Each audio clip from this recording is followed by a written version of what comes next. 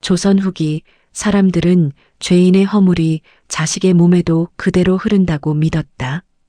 연자의 굴레는 낙인처럼 삶을 파고들었고 한번 죄인의 자식이 된 자는 평생 빛을 보지 못하는 어둠 속을 걸어야 했다.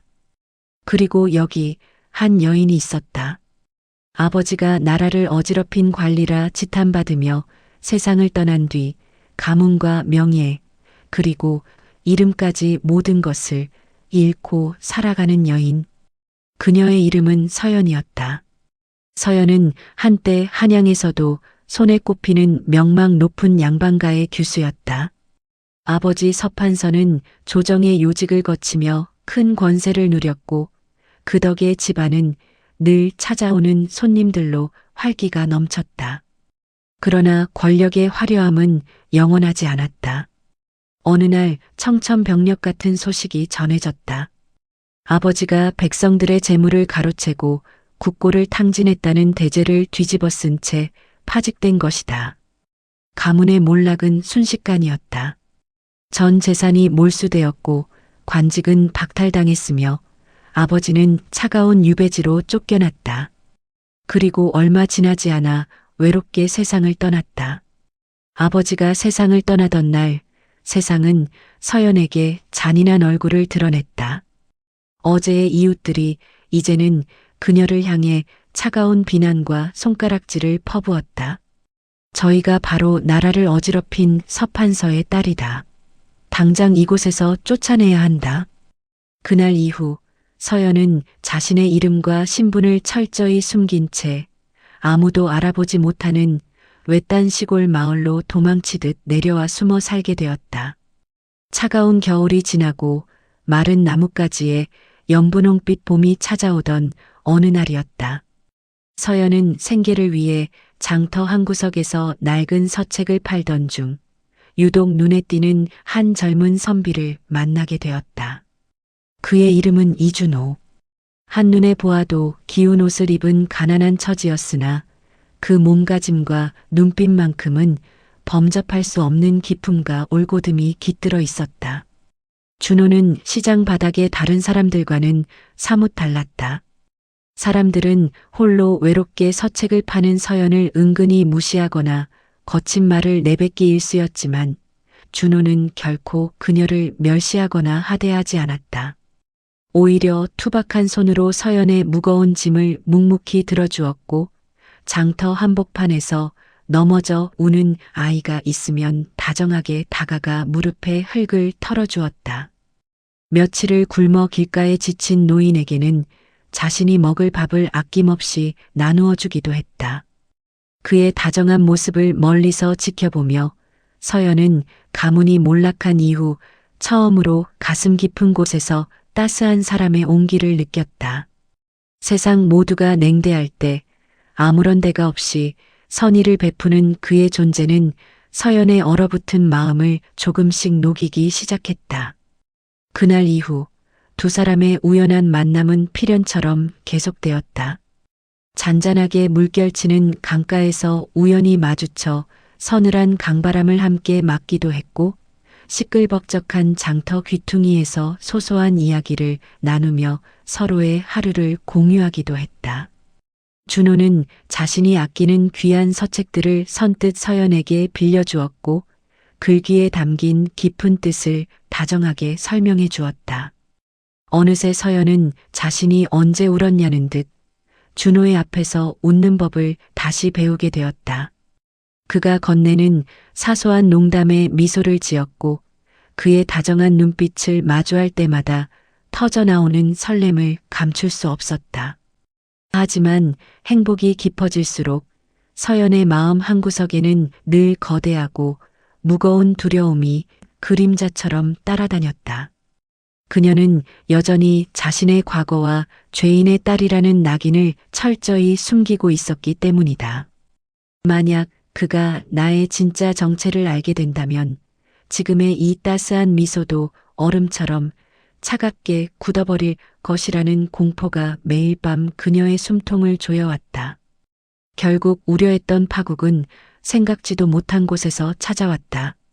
어느 날 서연은 준호의 간곡한 초대를 받아 그의 소박한 집을 찾게 되었다. 준호가 어머니의 약을 지으러 잠시 자리를 비운 사이 서연은 방 한편에 놓인 책장 구석에서 유독 때가 타고 낡은 족보 한 권을 발견했다. 무심코 책장을 넘기던 서연은 한 이름 앞에서 우뚝 멈춰섰다. 이성윤. 그것은 10여 년 전 조정에서 억울한 누명을 쓰고 가문이 통째로 파직되어 몰락했던 비운의 관리 이름이었다. 그 이름을 확인한 순간 서연은 심장이 멎는 듯한 극심한 충격을 받았다. 머릿속이 하얗게 비워지며 손에 들고 있던 족보가 바닥으로 툭 떨어졌다. 그 이성윤이라는 관리를 사지로 몰아넣고 그 가문을 철저하게 짓밟아 몰락시킨 장본인이 바로 자신의 아버지 서판서였기 때문이다. 그리고 준호는 바로 그 이성윤의 핏줄, 즉 자신의 아버지가 파멸시킨 집안의 아들이었다. 운명의 신은 이토록 잔인하게 두 사람을 엮어 놓았던 것이다. 그날 이후 서연은 며칠 동안 단 한숨도 잠을 이루지 못했다. 눈을 감으면 아버지가 지은 죄의 무게가 자신을 짓눌렀고 눈을 뜨면 준호의 맑은 눈망울이 떠올라 가슴이 찢어질 듯 아팠다. 괴로움에 몸부림치던 서연은 결국 준호의 집을 다시 찾아갔다. 마당에 들어서자마자 그녀는 준호의 앞에 털썩 무릎을 꿇었다. 서연 낭자, 이 무슨 짓입니까? 당장 일어나십시오. 당황한 준호가 그녀의 팔을 붙잡아 일으키려 했으나 서연은 고개를 세차게 저으며 바닥을 바라보았다. 그녀의 눈에서 뜨거운 눈물이 흘러내려 흙바닥을 적셨다. 제가 바로 당신이 그토록 증오해야 마땅한 죄인의 딸입니다. 당신의 아버님을 모함하여 차가운 유배지에서 돌아가시게 만들고 당신의 가문을 풍비박산 낸 그 서판서가 바로 제 아버지입니다. 서연의 처절한 고백에 준호는 마치 거대한 돌에 맞은 듯 자리에 얼어붙었다. 친절과 다정함으로 가득했던 그의 눈빛이 걷잡을 수 없이 흔들리기 시작했다. 그날의 고백 이후 준호는 더 이상 서연을 보며 웃지 않았다. 장터에서 마주쳐도 눈길 한 번 주지 않은 채 그녀를 싸늘하게 피하기 시작했다. 원망과 배신감이 뒤섞인 그의 침묵은 서연의 심장을 얼어붙게 만들었다.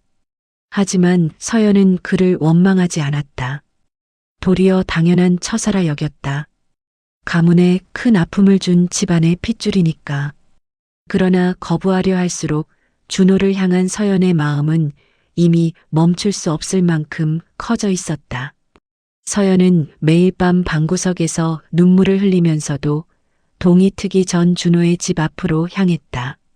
산을 뒤적해온 귀한 약초를 그의 집 문 앞에 몰래 두고 돌아갔고 고질병을 앓고 있는 준호의 노모를 위해 정성스레 죽을 끓여 툇마루에 올려두고 흔적 없이 사라졌다.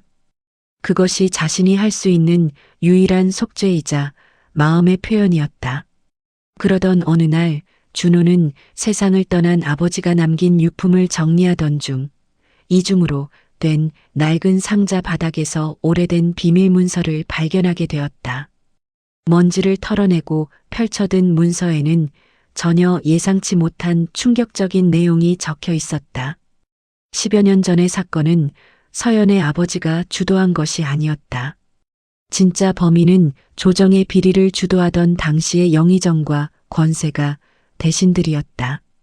그들은 자신들의 거대한 잘못이 발각될 위기에 처하자 상대적으로 청렴하고 강직했던 서판서에게 모든 죄명을 덮어씌워 꼬리를 자른 것이었다. 서연의 아버지는 가족들의 목숨을 살리기 위해 그 무거운 죄를 홀로 뒤집어 쓴 채 억울하게 죽어간 피해자였다. 그동안 서연이 짊어지고 있던 죄인의 딸이라는 멍에는 권력자들의 추악한 음모가 만들어낸 가짜 낙인이었다는 사실이 마침내 밝혀진 순간이었다. 모든 진실을 알게 된 준호는 아버지와 서판서의 명예를 되찾고 진실을 밝히기로 결심했다. 그러나 10여 년이 지난 지금도 진짜 범인들은 조정을 장악한 채 시퍼렇게 살아 있었다. 준호가 과거의 사건을 다시 조사하고 다닌다는 소문은 순식간에 권세가들의 귀에 들어갔고 그들은 자신들의 안위를 위해 준호를 위협하기 시작했다. 어둠이 짙게 깔린 어느 날 밤 준호가 외딴 길을 걸어갈 때 어둠 속에서 나타난 무리들이 그를 가로막고 가차없이 쓰러뜨리려 했다. 준호가 꼼짝없이 위험에 처한 그 찰나의 순간 어디선가 가녀린 그림자가 나타나 준호의 앞을 가로막으며 그를 감싸 안았다. 서연이었다. 준호의 주변을 맴돌며 그를 지키던 서연은 망설임 없이 몸을 던졌고 준호 대신 거센 충격을 받아 안으며 바닥으로 쓰러졌다. 깊은 고통을 이기지 못하고 의식을 잃어가는 서연을 붙잡고 준호는 태어나 처음으로 처절한 오열을 터뜨렸다. 그를 위협하던 무리들은 멀리서 들려오는 광군들의 기척에 놀라 황급히 도망친 뒤였다. 왜 그랬소? 도대체 왜 미련하게 나 대신 위험을 자처한 거요? 서연 낭자. 준호는 눈물로 범벅이 된 채 그녀를 품에 안고 소리쳤다. 서연은 몰려오는 슬픔과 통증 속에서도 그를 바라보며 힘겹게 미소를 지었다. 그녀의 얼굴은 하얗게 질려가고 있었다. 당신은 살아야 하니까요. 당신은 이 세상의 진실을 밝힐 귀한 분입니다. 나는 평생을 죄인이라는 굴레 속에서 숨죽여 살아왔지만 내 마지막 순간만큼은 당신을 지킬 수 있어서 다행입니다. 그러니 이제 나 같은 것은 잊고 당신만은 꼭 행복해지셔야 합니다. 서연은 힘겹게 준호의 뺨을 어루만지다 스르륵 손을 떨구며 눈을 감았고 준호는 차갑게 식어가는 그녀의 손을 꼭 붙잡은 채 밤이 새도록 눈물을 흘렸다. 그로부터 몇 년의 세월이 흘렀다. 서연의 희생으로 무사히 살아남은 준호는 피나는 노력 끝에 마침내 대과에 장원급제하여 어사화를 머리에 꽂게 되었다. 준호는 왕이 내리는 치아의 자리에서 목숨을 걸고 품속에 간직해온 아버지의 유품과 비밀 문서를 꺼내 왕의 발치 앞에 바쳤다. 전하, 10여 년 전 조정을 뒤흔든 사건은 모두 조작된 것이옵니다. 진짜 범인들은 저기 서 있는 대신들이며 당시 죄인으로 몰려 죽은 서판서와 소신의 아버지는 모두 저들의 음모에 희생된 충신들이옵니다. 부디 밝은 눈으로 진실을 밝혀주시옵소서. 준호의 서슬 퍼런 고발과 명백한 증거 앞에 왕은 크게 진노했다. 조정을 장악하고 있던 진짜 범인들은 모조리 관직에서 쫓겨나 죗값을 치르게 되었고 마침내 서연의 아버지 서판서 역시 모든 누명을 벗고 명예를 온전히 회복하게 되었다. 죄인의 가문이라는 낙인이 마침내 깨끗하게 씻겨 내려간 것이다. 연분홍빛 벚꽃이 바람을 타고 꽃빛처럼 흐드러지게 흩날리던 어느 따스한 봄날. 모든 명예가 회복되고 기적처럼 건강을 회복했음에도 불구하고 여전히 미안한 마음에 한양을 떠나 멀리 숨어 살려는 서연의 뒤로 준호가 급히 달려와 그녀의 가녀린 소매자락을 붙잡았다. 이제 더는 도망치지 마시오. 당신은 이제 죄인의 딸이 아니오. 서판서 대감의 억울함도 모두 풀렸소. 서연은 멈춰서서 눈물을 흘리며 고개를 저었다. 비록 누명은 벗었으나 저 때문에 나으리와 나으리의 가문이 겪은 모진 세월과 고통은 사라지지 않습니다. 제가 어찌 감히. 그러자 준호는 단호하면서도 다정한 손길로 서연의 어깨를 감싸 안으며 고개를 저었다. 허물은 지나간 사람들의 것이지 자식의 것이 아니오. 하물며 그 허물마저도 거짓이었음이 증명되지 않았소. 당신은 그저 오랫동안 너무도 고결하게 버텨온 서연, 그 자체일 뿐이요. 준호는 품 안에서 붉은 비단으로 정성스레 감싸인 혼서지를 꺼내 서연의 손에 쥐어주었다.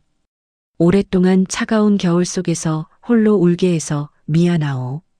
이제 내 아내가 되어 남은 평생을 내 곁에서 따스하게 피어나 주겠소? 그들의 머리 위로 봄바람을 탄 벚꽃잎이 마치 축복처럼 흩날렸다. 기나긴 세월 동안 세상의 모진 시선을 견디며 죄인처럼 숨죽여 살아온 가련한 여인은 평생을 통틀어 그날 처음으로 세상에서 가장 눈부시고 행복한 미소를 지어 보였다. 훗날 사람들은 온갖 고난과 아픔을 사랑으로 극복해낸 두 사람의 애달프고도 아름다운 이야기를 전하며 이 이야기를 가리켜 죄인의 딸이라 부르게 되었다.